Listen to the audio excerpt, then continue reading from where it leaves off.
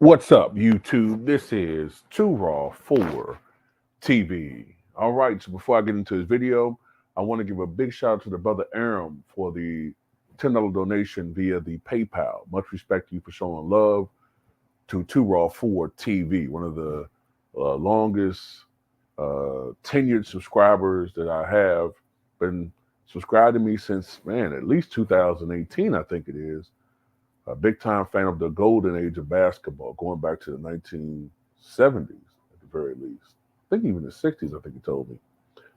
Um, so I saw a video from Sports and Fitness Rants where he went in on all of these clowns who are trying to compare LeBron James, Steph Curry, and Kevin Durant to Larry Bird, Magic Johnson, and Michael Jordan. These unoriginal buffoons who can't do anything they have no creativity. That's part of it. So they try to recreate the iconic picture of Magic, Larry, and Mike that you see here, prominently featured, and the fraudulent photo at the top of the screen. And I agree with everything that Sports and Fitness Rant said in his video. They don't belong in the same category. Larry Bird, Magic Johnson, and Michael Jordan all were at least one point in time considered top five players. I think most people still put Magic in top five. Larry at least top 10. Jordan is still the GOAT in most people's eyes. Now, I know I'm in the minority when I put Wilt in that category. And, I think there's a little bit of a re-education and a reintroduction of Wilt going on right now. But I can definitely understand people saying Mike is the GOAT. I'm a Bulls fan, so I have no problem with people saying that. LeBron James is not the GOAT. And this is why I say he's not really the GOAT. Because a lot of what he has accomplished is not organic. It's not coming from just the normal ebb and flow of the game. He has a premeditation to go out there and to stay in games and to go against the second unit, to go against the scrubs and pad his numbers. It's disgusting to watch, to be honest with you. And he's been doing it with more frequency, with no pushback from the media. He's such a narcissist that he's making the Olympics about him. The Olympics. Michael Jordan never did that. Michael Jordan had to be talked into participating in the 92 Olympics. Remember that? He had to be talked into it. Because remember, back in those days, amateurs participated in the Olympics. Michael had already had his Olympics experience in 84, excuse me. It was in 88 when they changed the rules and then allowed pros to play. Because remember, at that point in time, the college players were starting to lose. So, America was saying, wait a minute, our best players are in the pros. We didn't let our pros go and play. So Mike went out there. Once he started playing with those guys, he knew it was the right decision. And while he did lead the team in shot attempts, and he didn't have particularly his best Olympics, he still made 45% of his shots. Unlike LeBron, Michael actually was taking jump shots. You know what I'm saying? When you're a jump shooter, sometimes you have a nice streak, sometimes you have a cold streak.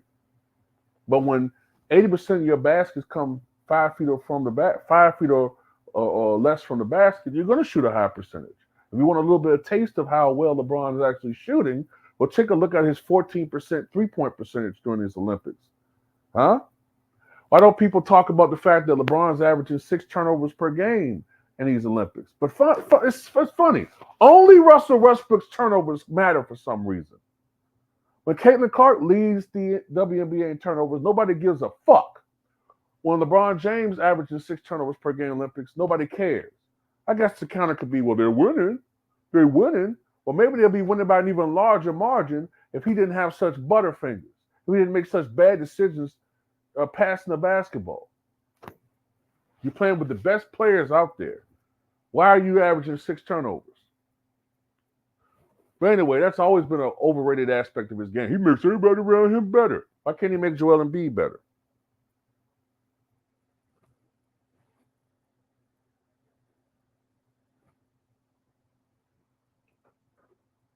Why Steph Curry struggling playing alongside him? There's always somebody struggling mighty around this dude. I don't remember the guy struggling so much playing with John Stockton or Magic Johnson. Just saying.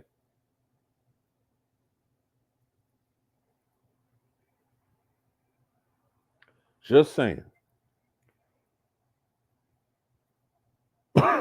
Sports and fitness rants made a lot of great points.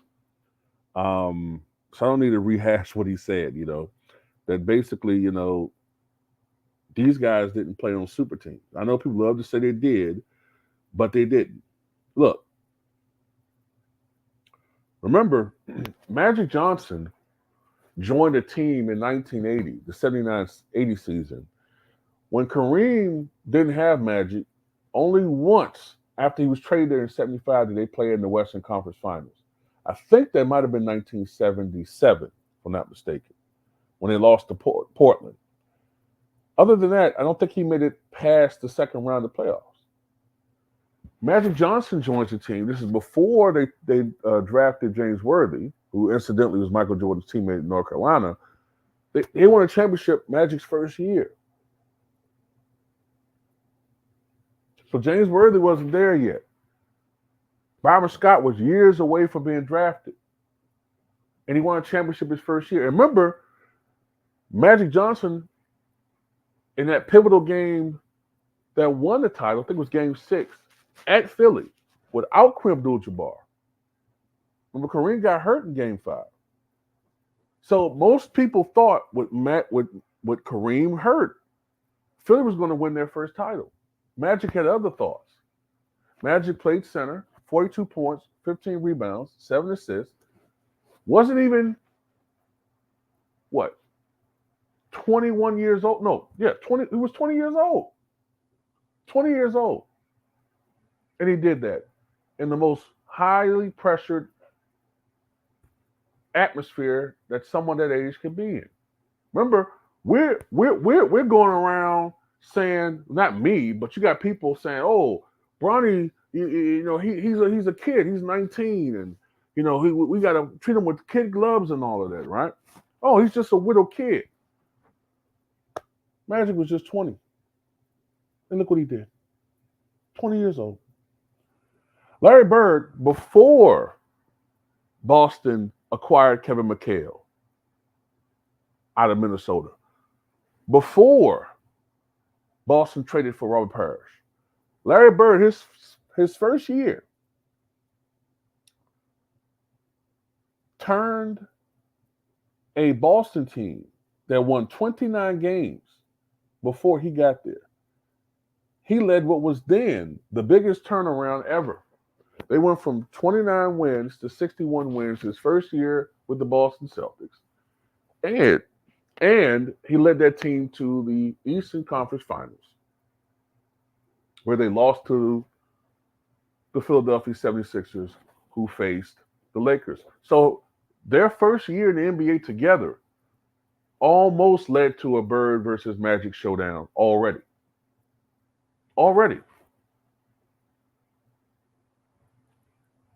And Michael Jordan, in the Eastern Conference, we had to contend with that Celtic team and at their absolute apex. He had to contend with an up-and-coming Detroit Pistons team. He had to contend with a Sixers team that still had some punch. He had to contend with other up-and-coming teams, such as the Atlanta Hawks. And remember, there was fewer teams, so you had to play those guys more often. He had sometimes had to play those teams 5-6 times a year rather than 3 or 4 times a year. So it wasn't like he could pad his record against poor teams. But Chicago still made improvements. They made an 11-game improvement from the year prior. So Magic, Michael, and Larry all had impacts when they got there. Let's be honest. LeBron wasn't really making any noise his first couple of years in the NBA. It took the breakup and the downturn of several teams for LeBron to finally come up. It took that Sixers team falling off. It took um, the Nets team starting to get a little bit longer in the tooth. It took the Pistons to lose Ben Wallace. It took a lot of things for him to finally kind of slowly meander up. And even with that, you know, his teammates really still never got the credit that they deserve. Daniel Boobie Gibson was one of the best shooters in the NBA. Mo Williams was an all-star one of those years. Zydrunas Ilgauskas is one of the top 3 big men in Cleveland Cavaliers history. He played with the best stretch big at that time, and Donyell Marshall. Remember in 2005, 2006, I think it was, Donyell Marshall tied an NBA record for most threes in the game. During that stretch, he played with Antoine Jameson, who scored 20,000 plus points in the NBA. He played with an older Ben Wallace. He played with Larry Hughes, who led the league in steals one year in Washington. He played with some talent. But these LeBron revisionists will have you believe, oh, he just dragged a bunch of bums to the finals. If that's the case, how did he do that averaging just 25 points a game on 42% shooting during the 2007 playoffs? Clearly, he had to have help because that run wasn't as good as Dirk's. Remember, Dirk in 2011, Dirk averaged something around 25 points a game, 49% shooting, I think, from the floor, 49, 50% shooting from the floor, 44, 45% from three, 92% from the line. Dirk had a far more impactful and efficient run to the finals than LeBron's does, but he gets all this praise. And unlike LeBron, Dirk actually won the title. And he did it at the expense of LeBron James. Come on, man. We're not going to do this. Steph Curry was not a factor at all until the acquisition of, as much as I don't like the guy, Draymond Green and Klay Thompson. It was when their defense got better. Remember, Klay Thompson was one of the best two-way guards in the NBA for a number of years before the injury. Draymond Green, I'll give him this, he was Defensive Player of the Year. And when their bench got better, remember they acquired Leandro Barboza. They had, who else they had on that bench? Remember they had Sean Livingston. He revitalized his career. It's when the players around Steph got better because the first couple of years, Steph Curry was not a factor like that. He was good, but the Warriors weren't moving the needle like that until reinforcements came. Now, I'm not saying Michael Jordan didn't have help, but Michael was having a definite impact. Steph Curry was not having that type of impact until the guys around him got better. Granted, you know, injuries play a little factor in that. But yeah, these guys, you can't compare them, man. And Kevin Durant, come on, man. What has he won outside of playing on a super team? He's won nothing. Matter of fact, you could argue that the only guy to ever win anything outside of a super team really was Steph Curry. You could argue 2016, but that has an asterisk by it because Draymond Green was suspended in a finals game, something we had never seen before or since. They also benefited from an injury, but you know that's part of the game. But other than that, in the bubble title, everything was a super team, and they have not. And one point that Sports and Fitness Rants makes is that these guys have not won MVPs in their 30s. Steph Curry hasn't won an MVP award in 8 years. Kevin Durant in 10 years. LeBron James, 11 years.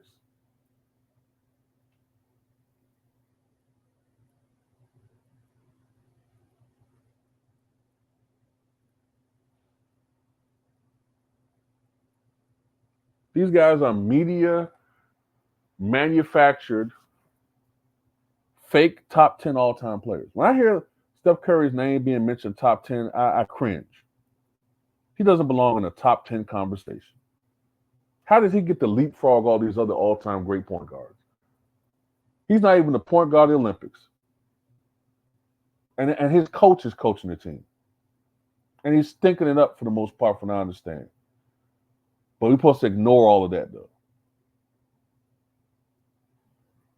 We're supposed to ignore how without Klay Thompson, he's never won a championship. Let alone not won a championship. He hasn't even, without Klay Thompson, except for what, once, I think, made the playoffs? Come on, man.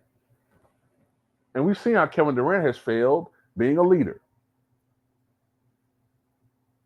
LeBron James, during his first stint with Cleveland, failed, ran to Miami on a super team to still underperform there. Dwayne Wade just confirmed that they underperformed.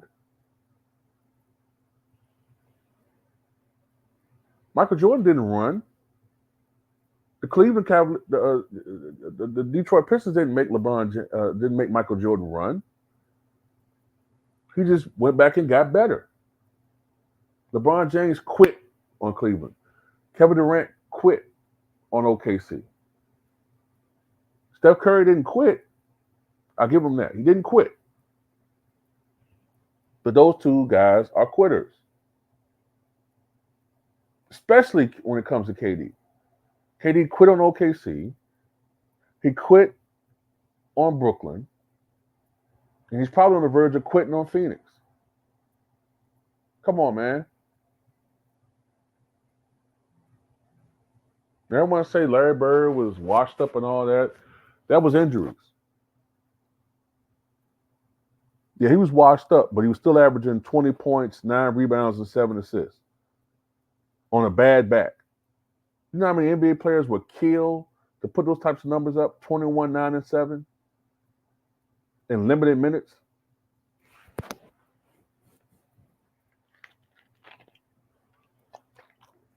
Please. And Larry Bird really did make players around him better.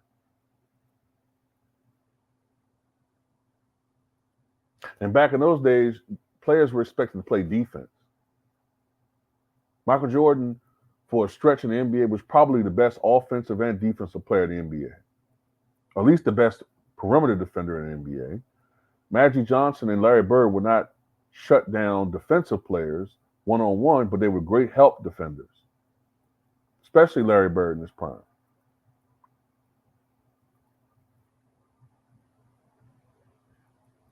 And between them, Magic Johnson and Michael Jordan led the NBA in steals 5 times. Between Curry, LeBron, and Durant, once.